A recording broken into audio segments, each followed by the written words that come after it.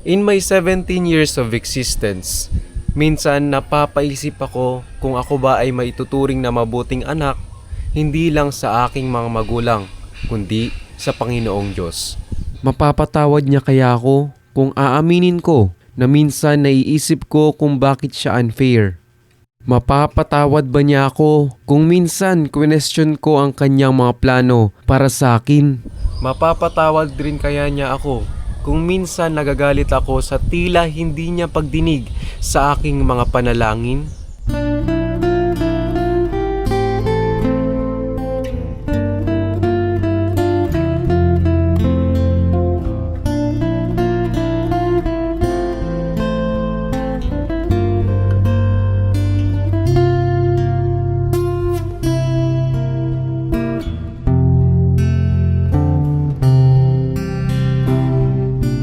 Magsilbing gabay sa atin ang Proverbs chapter 3 verses 5 to 6.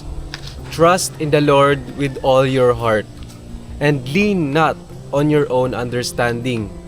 In all your ways, submit to Him, and He will make your path straight. Simula nang mabasa ko ito sa Biblia, naliwanagan ng aking puso at isipan.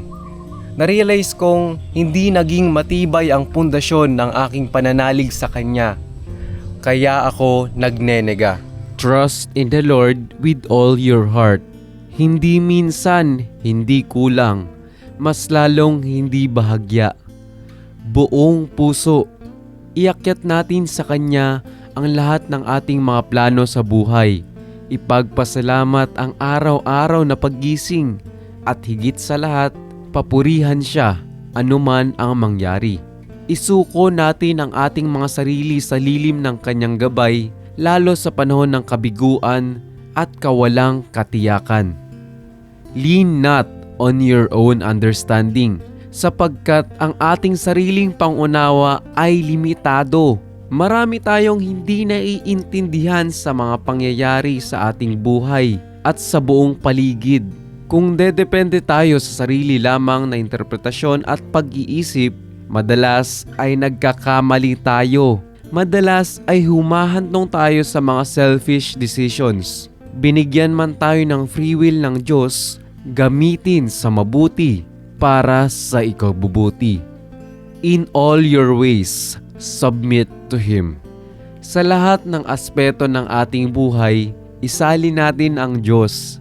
Mula sa maliliit na desisyon hanggang sa malagong relasyon sa ating pamilya, gayon din sa lahat ng ating mga hakbang at gagawin. Gawin ito sa araw-araw na pamumuhay at hindi tuwing linggo lamang. Huwag lamang sa salita kundi sa gawa. He will make your path straight. Magtiwala sa Kanyang mga pangako na Siya ang gagabay at katulong natin sa pag-aayos ng direksyon ng ating buhay. Huwag tayong mangangamba at mawawalan ng pag-asa. Ang Kanyang salita ay may katuparan. Magpasakop tayo. Ipakita natin ang sikap at pagpupursige at tayo ay mabibiyayaan.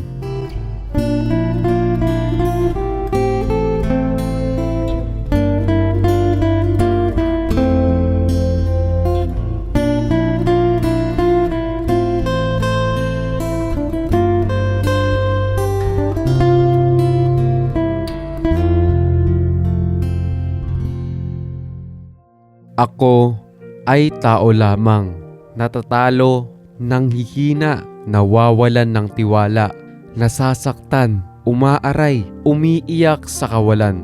Tandaan, ang kawalan ng pag-asa ay katumbas ng mahinang pananampalataya. Mainam na patuloy nating tuklasin ang ating purpose sa lupa. Huwag papadaig sa mga negativity. Remember, everything happens for a reason. And most of the time, these reasons are God's best plans.